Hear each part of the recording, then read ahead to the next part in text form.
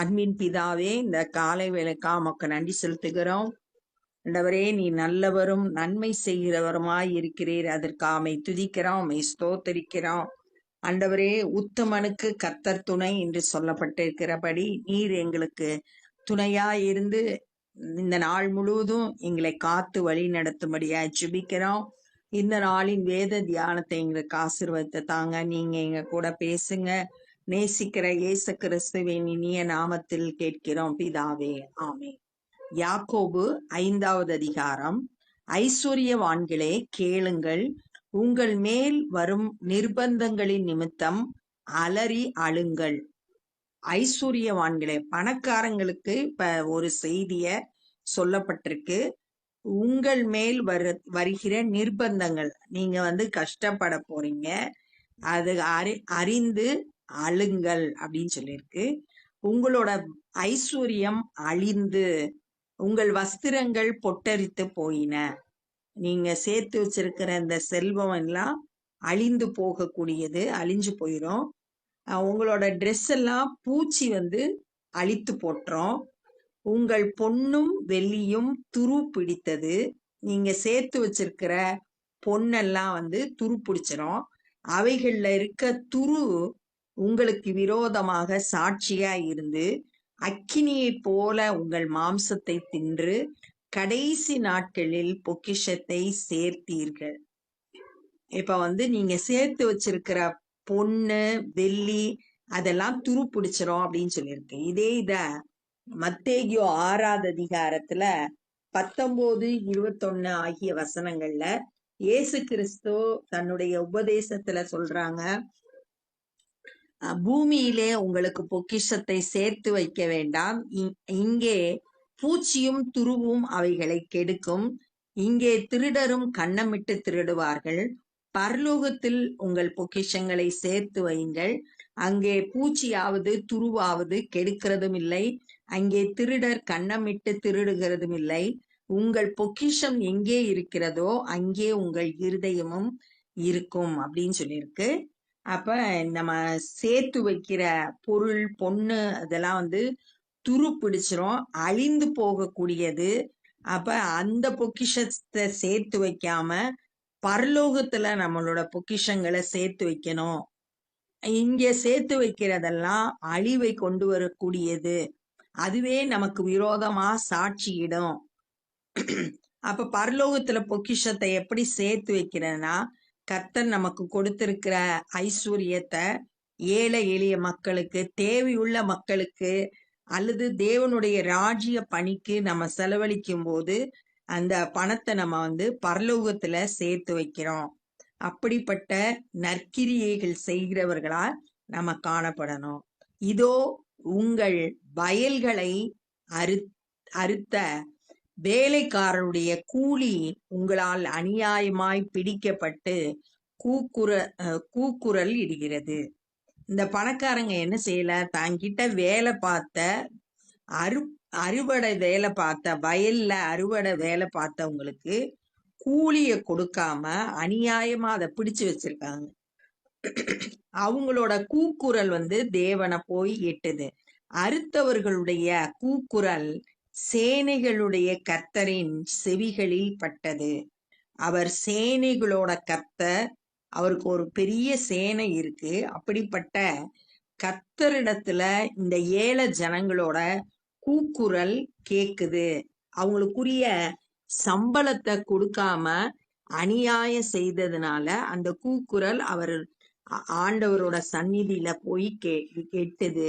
உபாகமம் 24வது அதிகாரத்துல 14, 15 வசனம் என்ன சொல்லியிருக்குன்னா, உன் சகோதரரிலும் உன் தேசத்தின் வாசல்களில் உள்ள அந்நியரிலும் ஏழையும் எளிமையுமான கூலிக்காரனை ஒடுக்காயாக.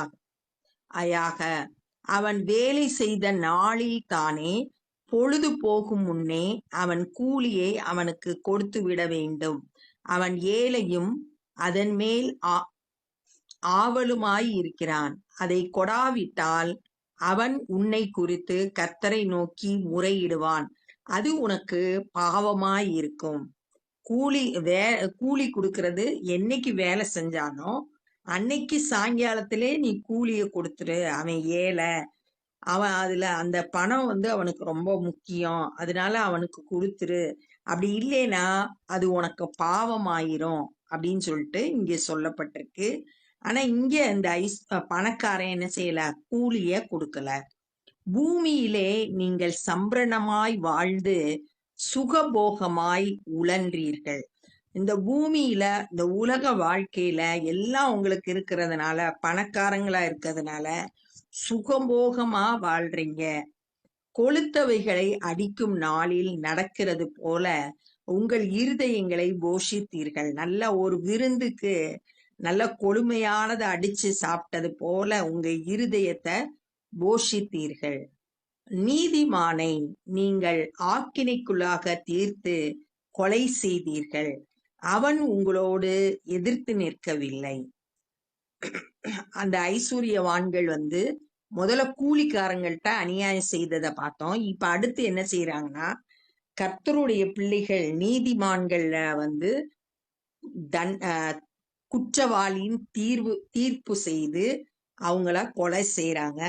இவங்க செய்யற அந்த அநியாயத்திற்கு அந்த ஏழைனால எதிர்த்து நிற்க முடியல. அந்த நீதிமான் எதிர்த்து நிற்கல. இப்படி இருக்க சகோதரரே, கர்த்தர் வருமளவும் நீடிய பொறுமையாயிருங்கள். இப்ப அடுத்து விசுவாசிகளுக்கு சொல்லப்பட்டிருக்கு, கர்த்தர் வர்ற வரைக்கும் பொறுமையா இருங்க, நீடிய பொறுமையா இருங்க. இதோ பயிரிடுகிறவன் பூமியின் நற்பலனை அடைய வேண்டுமென்று முன்மாறியும் பின்மாறியும் வருமளவும் நீடிய பொறுமையோடே காத்திருக்கிறான்.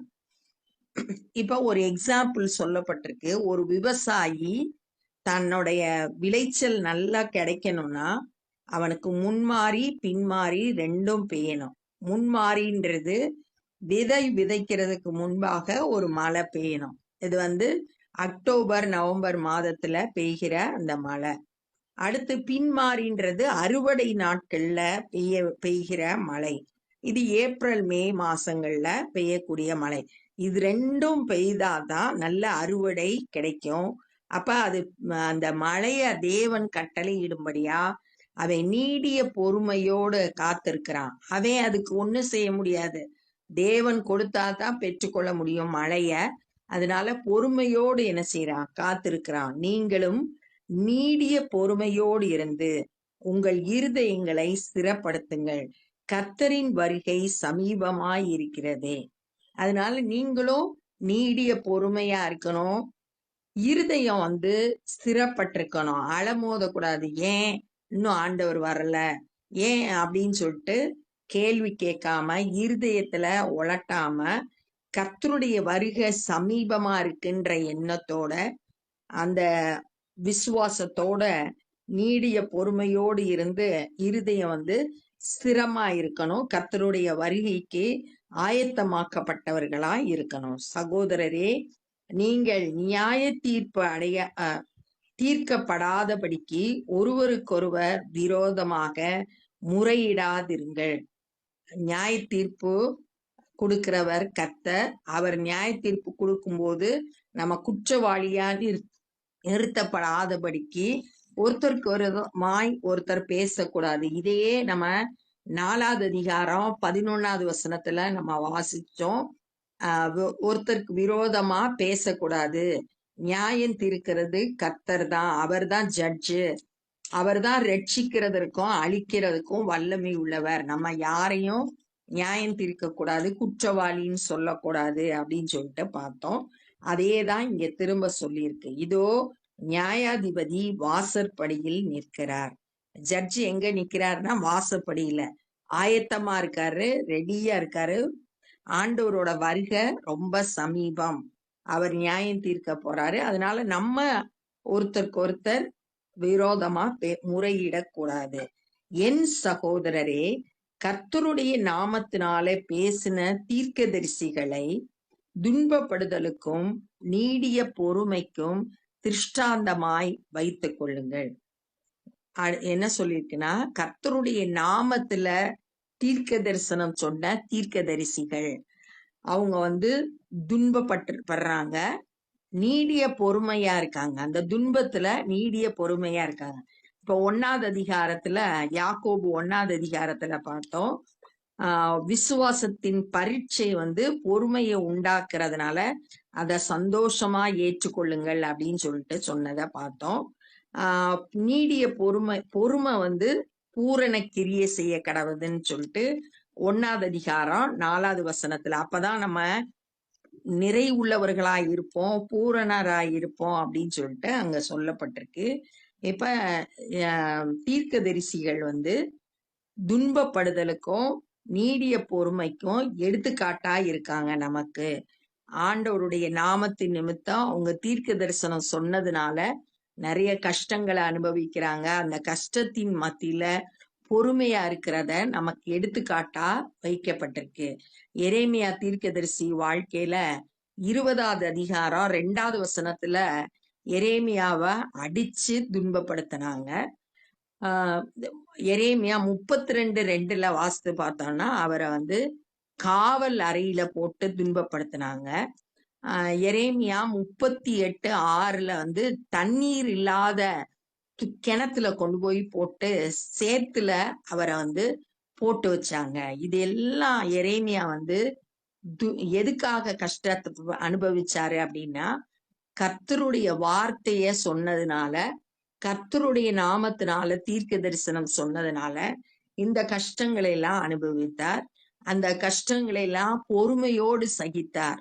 அதெல்லாம் நமக்கு ஒரு எடுத்துக்காட்டா இருக்கு. நம்ம இத பின்பற்றுகிறவர்களா இருக்கணும். நம்மளும் ஆண்டவருடைய நாமத்தின் நிமித்தம் துன்பங்கள் வரும்போது அதை பொறுமையோடு சகித்து வாழணும் அப்படின்றது நமக்கு கற்றுக் கொடுக்கப்படுகிறது. அப்ப இந்த நாள்ல நம்ம என்னெல்லாம் கற்றுக்கொண்டோம்னா, பணக்காரங்க சேர்த்து வச்சிருக்கிற செல்வம், அவங்களோட ட்ரெஸ்ஸு, பொண்ணு வெள்ளி இதெல்லாம் அழிந்து போகக்கூடியது. அதனால இந்த பூமியில நம்ம பொக்கிஷத்தை சேர்த்து வைக்க கூடாது. அவங்க என்ன செய்யறாங்க, பணக்காரங்க ஏழைகளோட கூலிய கொடுக்காம, வேலை செய்ததுக்குரிய கூலிய கொடுக்காம அநியாயம் பண்றாங்க. எல்லாமே அவங்களுக்கு இருக்கிறதுனால சுகபோகமா வாழ்ந்து வர்றாங்க. அதே நேரத்துல நீதிமான்களை குற்றவாளின்னு தீர்த்து கொலை செய்யறாங்க. ஆனா அந்த நேரத்துல அந்த நீதிமான்கள் ஒண்ணு எதிர்த்து பேச முடியல, இவங்க பணக்காரங்களா இருக்கிறதுனால அப்படின்னு சொல்லிட்டு சொல்லப்பட்டிருக்கு. அடுத்ததா விசுவாசிகளுக்கு நீடிய பொறுமையா இருக்கணும். ஒரு விவசாயம் பண்றவன் முன்மாறி பின்மாறி மழைக்கு பொறுமையோடு காத்திருக்கிறது போல நம்மளும் பொறுமையா இருக்கணும். ஆண்டவருடைய வருகை சமீபமா இருக்கு. அத நம்ம இருதயம் உறுதியா இருக்கணும்.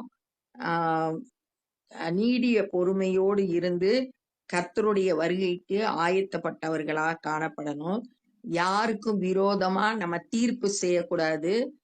தீர்ப்பு செய்கிற நியாயாதிபதி வாசல் படியில நிற்கிறாரு, வரப்போறாரு சீக்கிரமா.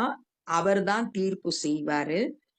நமக்கு எடுத்துக்காட்டா கர்த்தருடைய நாமத்துல தீர்க்க தரிசனம் சொன்ன தீர்க்கதரிசிகள் துன்பப்படுறாங்க. அந்த துன்பத்தின் மத்தியில நீடிய பொறுமையா இருந்தாங்க. அதெல்லாம் நமக்கு எடுத்துக்காட்டா இருக்கு. அத போல நம்மளும் நீடிய பொறுமை உள்ளவர்களா இருந்து ஆண்டவருக்கு மகிமையான சாட்சியா இருக்கணும் அப்படின்றத இந்த நாள்ல நம்ம கற்றுக்கொண்டோம். இப்ப நம்ம ஜெபம் பண்ண போறோம். அன்பின் பிதாவே, இந்த நாள்ல கூட நாங்க கற்றுக்கொண்ட அந்த வேத வசனத்துக்காய் நன்றி செலுத்துகிறோம். ஆண்டவரே, எந்த ஒரு அநியாயமான காரியமும் எங்களுடைய வாழ்க்கையில காணப்படக்கூடாது. யாருக்கு விரோதமாகவும் நாங்க தீர்ப்பு செய்யக்கூடாது.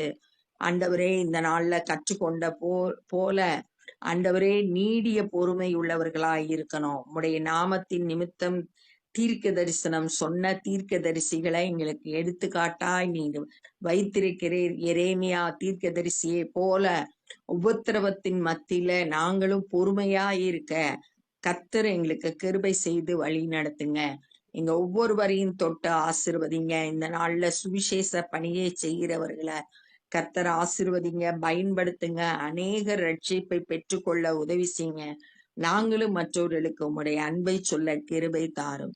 எல்லா துதி கன மகிமையும் உமக்கே செலுத்துகிறோம். நேசிக்கிற இயேசு கிறிஸ்துவின் இனிய நாமத்தில் கேட்கிறோம் பிதாவே, ஆமென். என் ஆத்துமாவே கர்த்தரை ஸ்தோத்திரி, என் முழு உள்ளமே பரிசுத்த நாமத்தை ஸ்தோத்திரி. என் ஆத்துமாவே கர்த்தரை ஸ்தோத்திரி, கர்த்தர் செய்த சகல உபகாரங்களை மறவாதே. ஆமென். God bless you.